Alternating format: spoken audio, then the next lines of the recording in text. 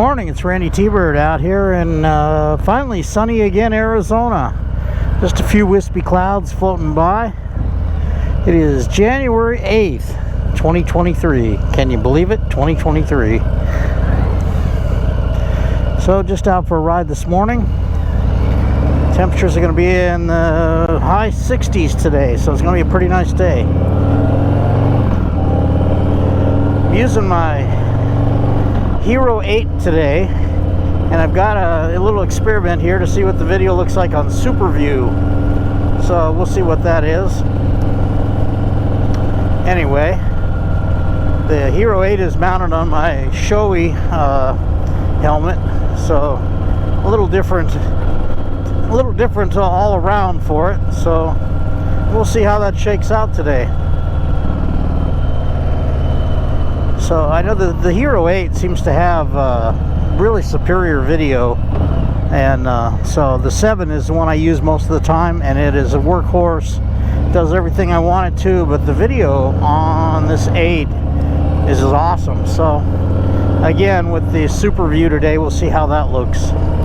That's 2.7K. It's not a full 4K, but the file size on 4K videos is massive, and a lot of people can't view them anyway, so they view them in 1080. So kind of, you know, for those who can, that's cool. I think some of the newer phones, most of the newer phones can do that. So but anyway, just getting started. Pulling the back way from my house down by the auto dealers, and still nothing but used cars. I don't know how they're making it, but anyway, the Lincoln dealers got cars. And they didn't have anything for a while. Their lot was just empty. Yeah, it was like, how is Lincoln gonna survive? Anyway. Alright, I'm gonna pen this right now. We're just getting started. I'll have some more video a little bit later. Hey, it's Randy. I'm back on a Sunday morning. January 8th. Just, out cruising on the Heritage. I had wanted to take the Sportster out today, and when I went and hit the button, the battery was flat, dead. So I don't know. I got this cheap battery tender, and I don't think it's strong enough to keep things going, at least on these big Harley batteries. It just seems to, when it's cold out, these batteries seem to take more amperage. I've got a Harley battery tender thing, and it's 1200 or 1300 milliamps charge, and that seems to do the trick. But the one I bought cheap, and battery tender junior probably works okay on dirt bikes and small displacement bikes or whatever, or small batteries, but 700 milliamps, and it just doesn't seem to keep up with it, especially when the weather's cold. Oddly enough, when the weather is warm out here, I don't have to use a tender at all. But with 3 motorcycles, you know, one of them is gonna not get ridden for a week or two. It'd be nice to have the time to ride all 3 of them every day or every other day or whatever, but I don't, so that's the way it is. So there's the advantage of having multiple motorcycles, is that I always have an option. You know, I imagine it would be quite rare for all 3 of them to be down at the same time. So I'm not ever expecting that. Yesterday did some tinkering with the Triumph, put on some Two Brothers Racing exhaust, and it's a little bit loud. I am looking into some dB killers for it. I see that they make them. Just want to see if they cost an arm and a leg. I got a pretty good deal on these mufflers because they had no hardware with them, so they were discounted pretty heavily. And but I put them on, and they sound just wicked bad, and wicked badass actually.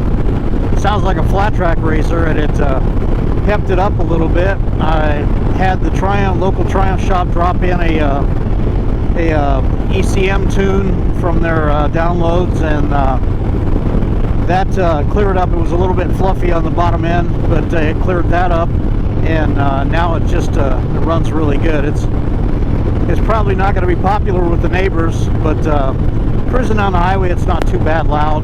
I mean, it's just, they're pretty much straight through with a resonator, so, you know, it's pretty loud. It's louder than I'm used to, but I think if I get those dB killers, I watched a video on how they go in and it looks pretty simple, so. And anyway, it takes off the whisper quiet stock mufflers, and it looks good as well as sounds good. So that's the latest on the Triumph. A rut in the road here made me wiggle a little bit here. Anyway, so just out on the Heritage today, since I rode the Triumph around yesterday and checked out those pipes, and just for the variety that I am fortunate enough to have. So it's just a beautiful day out here today. You can see forever, it seems. The mountains look awesome as always, and just an awesome day. Great day for a ride. And so I've only seen a few bikes out so far, but it is I want to say relatively early. You know, it's not real early, but not like summer when I get up at 5:30 in the morning to go to beat the heat. Today we're gonna let it warm up a little bit before I go. Not that I'm afraid of being cold. I have jackets, you know, but you know, I'm an old guy, so I like to have a little bit more comfort. So my leather and a t-shirt is going to be just sufficient for today. So, and I'm glad I bought these gloves, these Harley gloves. They've got a little bit extra layer of insulation without being like trying to ride with a catcher's mitt on. So that helps out a lot. Taking Gilbert Road today, just for a little change of pace. It's always got a great view coming out here as well. I mean, it's hard to avoid great views out here in the desert. So, yeah. So I hope you all had a good first week of the year, and you're doing well. And I hope maybe the weather's gotten mild enough and the road conditions have changed enough where you could get out, for you real hardy souls that call 50 degrees a hot day in the winter. So, you know, out here we're kind of wimpy. You know, people ride a lot out here, even no matter what kind of weather. But you know, I myself is like most of the. I'm not a native, but I'm a semi-native. I've been here 90% of my life. So, yeah, we get cold when it's under 70 degrees. We had some rain earlier in the week, and things settled down. First week on my new job, worked out okay. You know, I'm the new guy now, which is a weird position for me because usually I'm the old salt. So anyway, got started on that. It's a bit of a longer drive for me, but it's going real well, and I'm learning, and as we go, and like as I said, second career at the ripe old age of 68. So, or 68 years young, I'm going to call it. I take right through the Salt River bottom here. I noticed, you know, it's a bit of a misnomer. It is indeed a river bottom, but it's no river.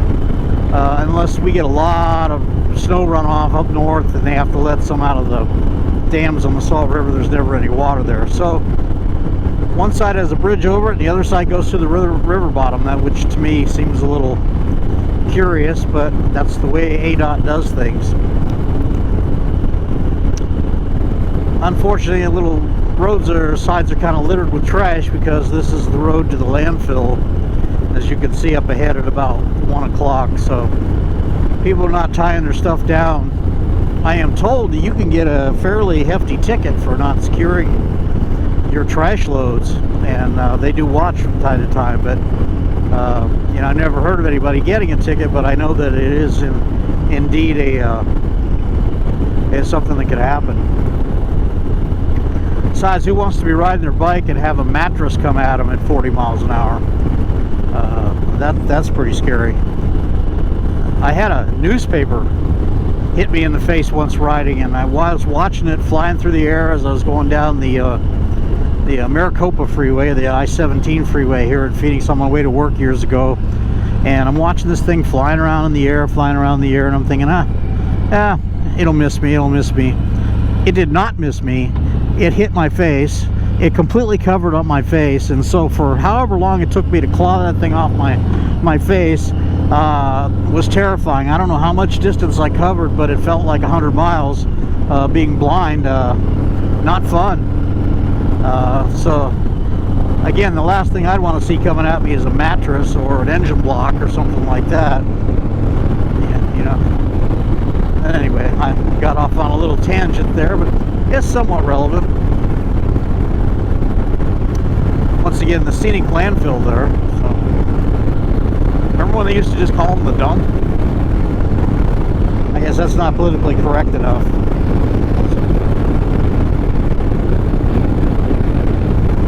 Awesome today. The smog has blown out. It got a little breezy yesterday afternoon, but not much, just a little light breeze. And what happens here in the winter is that in the winter the cold air gets trapped when the warmer air comes, winds aloft and all that, they say, and we get an inversion, and it holds all the particulates and the dust and the diesel exhaust, car exhaust, fireplace smoke, you name it, close to the ground. So if you come down from the higher elevations into the desert, it looks like you're into the valley. It looks like there's a layer of low clouds right off the ground, almost like a fog, but it's actually the noxious crap that comes from us burning fossil fuels and as I call it, shitwood, you know, off of pallets, and green wood, people that cut down their trees and decide to burn. I'm told that there's actually some poisonous wood, like orange trees, I believe. If you burn those, it has an acrid poisonous smell. So a lot of Phoenix used to be orange groves back in the day, and there's a lot of subdivisions were built where orange groves were, and a lot of those trees were kept. And you know, people don't seem to realize that trees have a lifespan as well. And while you got things like the redwoods that live for thousands of years, I was reading somewhere where palm trees, about 100 years, and that's it for them. And I was reading an article about in Los Angeles, so their iconic palm trees are dying, and because they're aging out. So, and the same thing happens with the orange trees. They get old, they have their productive life, and then they die, and then people cut them up, but you can't burn them, I'm told. So, anyway, at least not inside. We've got a little, not a fire, with metal fire pits at home, but there's always these no burn days, which people widely ignore. Anyway, that's what causes the smog.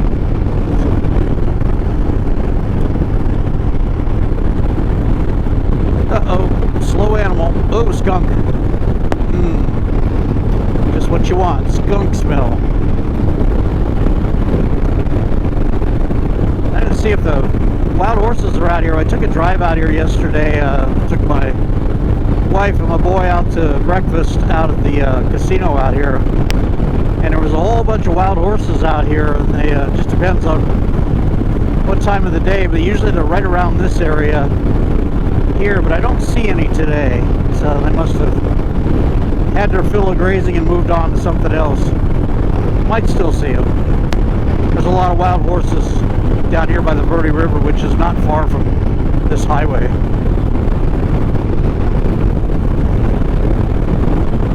Anyway, lots of little Arizona trivia for you this morning. I'm not sure where that came from. I just sometimes I just talk and talk and talk. So anyhow, this is Randytbird out in Arizona, and thank you for subscribing. Thank you for watching my videos. Please share, like my videos, love your comments. I find it kind of entertaining that I get comments on videos that are 2 years old. People got questions, whatever. I'm always happy to answer those questions. And anytime, if you just want to talk back and forth, I'll be happy to do that as well. I love the interface with my viewers. And in the end, you all stay safe, and we'll talk to you again.